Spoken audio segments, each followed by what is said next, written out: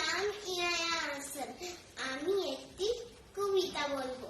কবিতার নাম একুশের কবিতা। লিখেছেন আমানু। ফেব্রুয়ারির 21 তারিখ দুপুর বেলার অক্ত। বৃষ্টি নামে বৃষ্টি কোথায়, বরকতের রক্ত।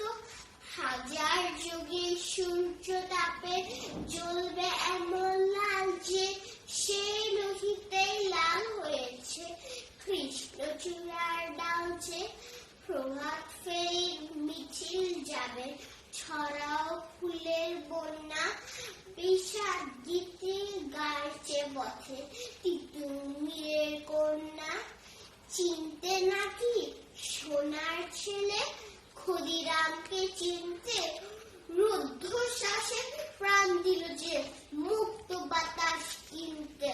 পাহাড় তুলির মরণ চূড়ায় ছাপ দিল যে অগ্নি।